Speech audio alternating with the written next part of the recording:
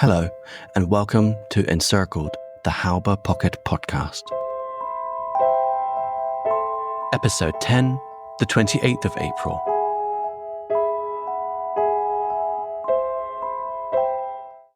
By the 28th of April, the Halbe Pocket had been reduced to only 140 square kilometres, roughly 6 times smaller than at the beginning of the fighting. And in fact, the General Staff of the Ninth Army would later claim that before the final breakout attempt was launched, the pocket had shrunk to an even smaller 15 square kilometres. But whatever the true size, what is clear is that the situation for the remnants of the Ninth Army was hopeless, and that by now thousands of desperate soldiers and refugees had been reduced to one huddled mass trapped in a small area of fields and forests between the towns of Halbe and Märkisch-Buchholz. The Soviets, beyond tormenting the trapped Germans with constant artillery and aerial bombardment, also subjected the people to a range of measures aimed at forcing them to surrender. The Soviet Air Force dropped leaflets, loudspeakers broadcast calls for capitulation, and negotiations were attempted through the intermediaries of local politicians and civilians, all to no effect, because to surrender would mean putting your fate into the hands of a vengeful Red Army. If you were a man, you might be killed outright or sent to a prison camp in outer Siberia for a few years, which you'd be unlikely to survive anyway. If you were a woman, well, the horror stories of rampaging Red Army soldiers targeting German women were, by now, well known. Escape to the west therefore seemed like the only option left to people, as it at least represented a chance of freedom and safety. That said, reaching American lines would not be easy, and the journey west would come with its own dangers. Many would be taken prisoner along the way, and many more would be injured or killed. But despite these dangers, the people within the Halbe Pocket became fixated on the idea of escaping, no matter what cost. After all, they hadn't gone through hell and back just to give up at the 11th hour. German High Command, meanwhile, kept issuing desperate orders, demanding that the soldiers trapped in the pocket fight to the last man and to the last bullet. Under no condition were they to surrender to the Soviets. Essentially, this order was commanding the Ninth Army in the Halbe Pocket to die. Even though Busse had been ignoring the German High Command for the past few days, he still saw this last order as a betrayal of his troops. And after shedding so much blood for the Führer, here, in their darkest hour, the Ninth Army was being abandoned by the Nazi leadership. At 3 p.m., Busse held his final conference at his headquarters in the Forsthaus Hammer. Even though not all of his senior commanders could be reached, and therefore weren't all in attendance, it was agreed that a breakout must be launched at once. And whilst Halbe was now fully occupied by the Soviets, no one in attendance could think of any escape route other than going through the town. But Busse and his senior commanders came up with a plan. To begin with, a strong armoured spearhead needed to smash into the Soviet positions in Halbe in order to tear open a breach which the rest of the Ninth Army could then follow through. Contact had been lost with the commanders of 5th Corps and 5th SS Mountain Corps. Therefore, it was decided that the remaining tanks from General Kleinheisterkamp's 11th SS Panzer Corps would form this armoured spearhead. Kleinheisterkamp assembled his commanders and told them to form 2 armoured thrusts which would plough through the Soviet defences in Halbe and lead the breakout west. The northern thrust was led by Kurmark Division, with its remaining Panthers, whilst the southern thrust was led by the 502nd SS Heavy Panzer Battalion. It was behind this southern thrust that the main bulk of the Ninth Army would follow. At the front of this mass, travelling in cars, would be Busse's Army Command and the leadership of the 11th SS Panzer Corps and Kurmark Divisions. Following them, on foot, would be the huddled masses of infantry, wounded, and refugees.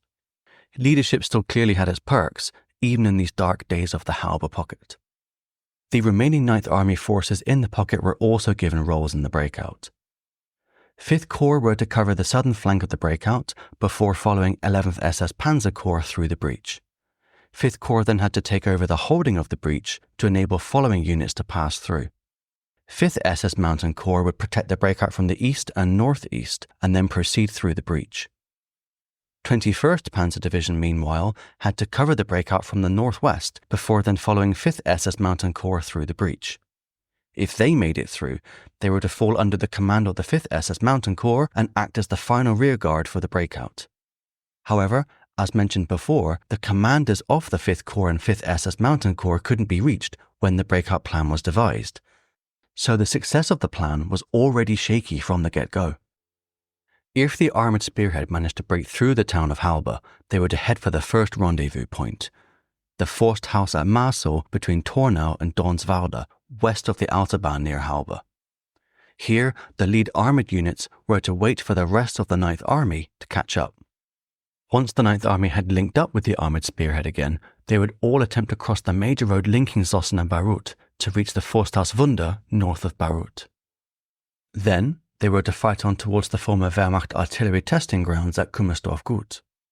For the last leg of their journey, they had to cross the final major road north of Luckenwalde and rendezvous one last time in the area surrounding the Forsthaus at Mertensmühle.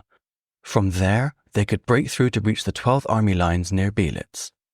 In total, the escape route had a distance of around 60 kilometers. Luckily for the breakout group, the escape route was lined with forests, which granted them some cover from the Soviet planes and tanks. But that was small comfort. Their journey would take them through multiple defense lines, anti-tank traps, hordes of Soviet infantry, and a never-ending barrage of artillery and bombs. This march through hellfire would take days, and given the diminishing amounts of fuel, most of the army would have to walk the entire way. But the escape route that I've just outlined to you was not so clear-cut in real life, because whilst a somewhat concrete plan for storming Halbe had been agreed upon, the plan for what to do after Halbe was murky at best. Yes, important rendezvous points had been designated, but these rendezvous points were simply hopeful waypoints on the map. There was no way the Germans could truly know what defences lay in store for them, and they had no idea if the rendezvous points themselves were even safe for them to pause and take rest at. Plus, whilst the 9th Army divisions could be lined up neatly on a map for the initial phase of attack through Halbe, it was understood by all that after Halbe, the 9th Army forces which made it through the gap would be nothing more than a chaotic mess of soldiers and refugees. In short, the breakout groups would be a mass of humanity fleeing through the woods. The 9th Army leadership, the men underneath them, and the civilians huddling beside them, were under no illusions as to the enormity of the task ahead. The breakout was timed to start at 6 p.m.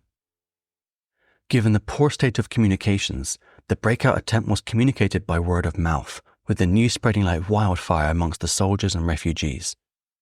The preparation for the breakout was frantic. Any non-essential equipment was destroyed or abandoned, artillery pieces lacking ammunition were sabotaged, and every soldier, whatever role he had previously held in the army, was given a weapon and thrown into a combat unit. As they were responsible for leading the breakout charge, the Kurmark Division and the 502nd SS Heavy Panzer Battalion spent the next few hours desperately scraping together what remaining vehicles they could find. And the results were pitiful. The 502nd, for example, only had 14 Tiger tanks remaining, and the fuel situation in both divisions was so dire that the crews had to siphon petrol from any military or civilian vehicles they could find. They knew that if they couldn't keep these tanks moving, or they ended up running out of fuel mid-battle, then the breakout would be doomed. Right on time, at 6 p.m., the 9th Army fired one final artillery barrage at the Soviet positions in Halbe. Once the ammunition was spent, the artillery personnel spiked the guns and joined the rest of the army as infantry.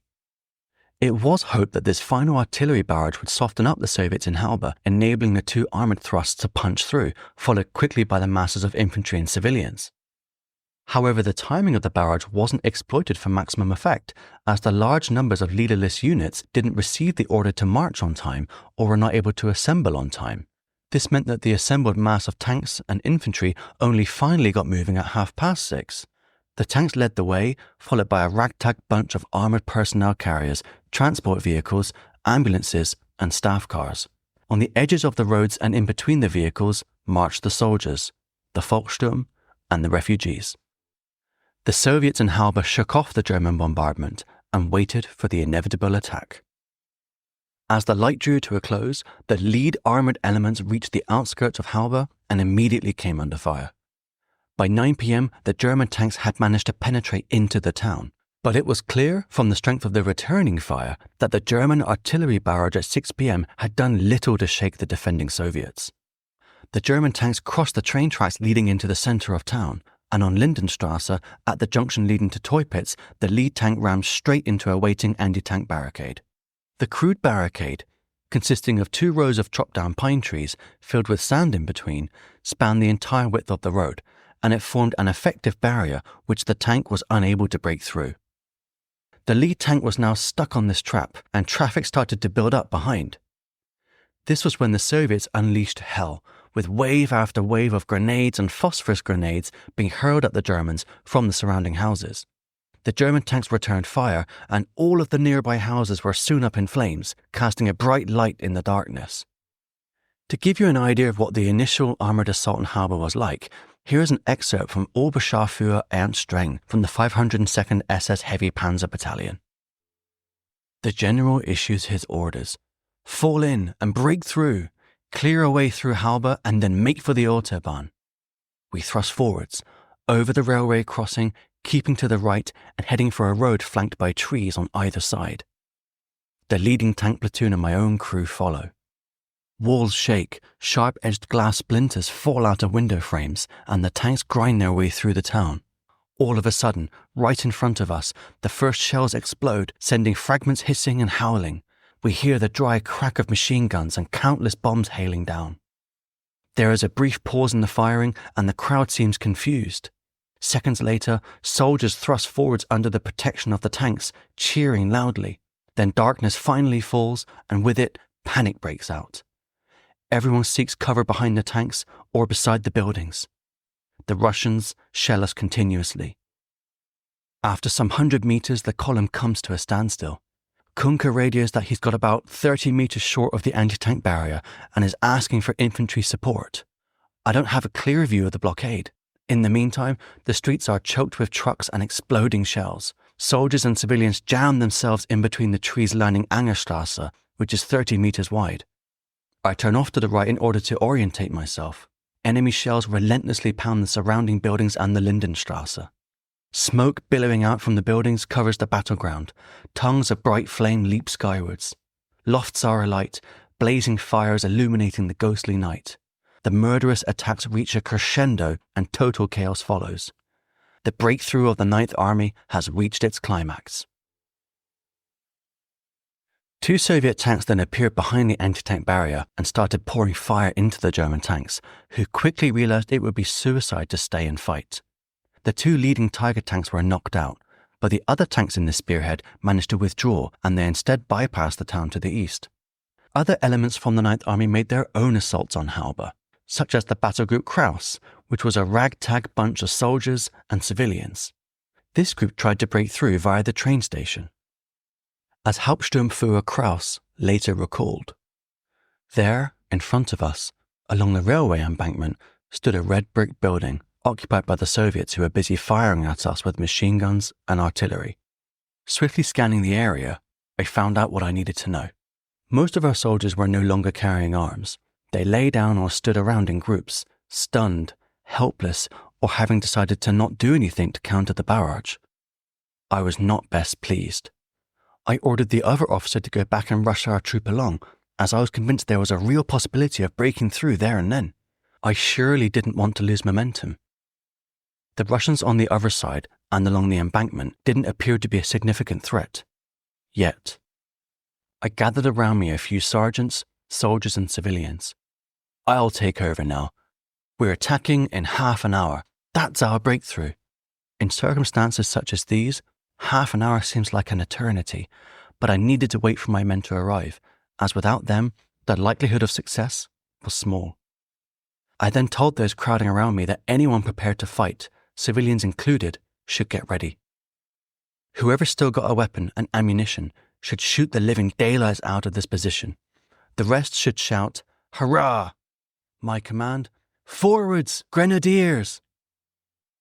Needless to say, my officer never returned with my men from where I'd left them, but instead I could distinctly hear a battle erupting from the woods.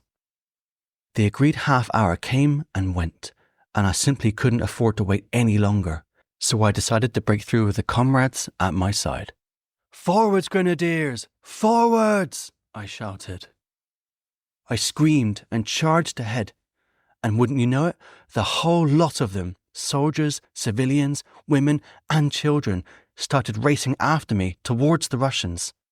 They must have been so taken aback that they hardly fired in our direction, fleeing by the hundreds. We stormed forwards, stormed a few hundred meters past the station building, and barely fired a shot. Then suddenly, we realized that we had made it. We had broken through. We had actually managed to cross the embankment without suffering any serious casualties. But heroics aside, there was a real lack of effective leadership and understanding about the layout of the town. To many German soldiers and refugees, it seemed as if the Soviets had a better understanding of Halbe streets than they did. And to make matters worse, the ongoing sense of paranoia regarding the reported use of Seydlitz troops by the Soviets compounded the logistical nightmares the Ninth Army was facing. As Karl-Heinz Driemel, an eyewitness from the battle, later recalled, Michalek, a native of Halbe, who was serving as a truck driver with the Ninth Army, arrived near Halbe while the battle was in full swing. He plucked up the courage to approach a bunch of undecided officers gathered round to deliberate their position, and he offered his help. He would, he suggested, lead everyone there around the town. Seeing as Halbe was his home, and he was familiar with its geography, he knew that north of Halbe the terrain was not marshy, that there were no water obstacles. He was prepared to lead the way because as far as he could tell, they, including the tanks, would all cut through successfully. Barely able to finish his words, he wished he had bitten his tongue, as he was instantly suspected of being a traitor. Indeed, such was the horrified reaction that he had to fear for his life. Fortunately for him, however, his papers indicated Halbe as his place of birth. Nonetheless, the officers of this particular unit were obstinate, so much so that they actually insisted on heading straight into Halbe. Nearly all of them perished, including their leader. Further anti-tank barriers had been set up blocking other access routes out of Halbe, such as the one placed on Kirchstrasse towards the south of the town. This barricade acted as a secondary barrier, trapping Germans who managed to escape the chaos on Lindenstrasse. The anti-tank barricade on Kirchstrasse held up breakout groups for several hours and led to truly gruesome scenes where wave after wave of desperate German soldiers and refugees flung themselves at the barrier, trying to break through. In this desperation, one survivor even described how tanks rolled up from the rear of the breakout group and ploughed down this road through the barrier, squashing everything in their path. This included the injured who were unable to crawl away in time. All around Halbe, pitched battles raged throughout the night, with hand-to-hand fighting taking place in the streets, houses, and gardens of the town. Despite their superiority in numbers, the Soviets defending the town were taken aback by the strength of the German onslaught. And although there were catastrophic losses on both sides, the Ninth Army spearhead managed to punch through Halbe, and the final barricade on Lindenstrasse, leading westwards out of town, was successfully breached. The German tanks now drove on towards the Autobahn west of the town, paving the way for the rest of the breakout group to escape. But whilst they escaped, Halbe had been left in pieces. Before we wrap up our events for the 28th, I will catch us up on the progress of Wenck's 12th Army fighting valiantly in the west. The 12th Army now held an area large enough to receive any units who managed to break out to them, whether it be from Potsdam, Berlin, or Halbe. And on their northern flank, the Schill and von Hutten divisions had managed to take the village of Fesch on the southern bank of the Schwielowsee. Wenck immediately contacted General Rehmann, commander of the Potsdam Garrison, and he ordered the garrison to break out to their lines at once. The Potsdam Garrison did not need to be told twice, and beginning on the evening of the 28th and continuing into the 29th, 20,000 men of the garrison reached the 12th Army lines, either by marching along the shoreline of the Schwielowsee Lake or by crossing it with small boats. Despite their daring escape, immediately after their arrival, Wenck put the men of the Potsdam Garrison to work, and he assigned the men to reinforce the Schill and von Hutten divisions. They would be expected to fight, and there was a hell of a lot of fighting still to do. On their eastern flank, the Schill and von Hutten divisions were still engaged in heavy fighting with the Soviets around the Autobahndreieck south of Potsdam. And just a few further kilometers east, the Scharnhorst and Körner divisions had managed to take the villages of Salzbrunn and Elsholtz just south of Belitz. This meant that whilst the 12th Army was inching closer to the 9th Army, it was having to pay a heavy price to do so. And the Soviets were stalking the 12th Army all along the way, attacking them at every turn.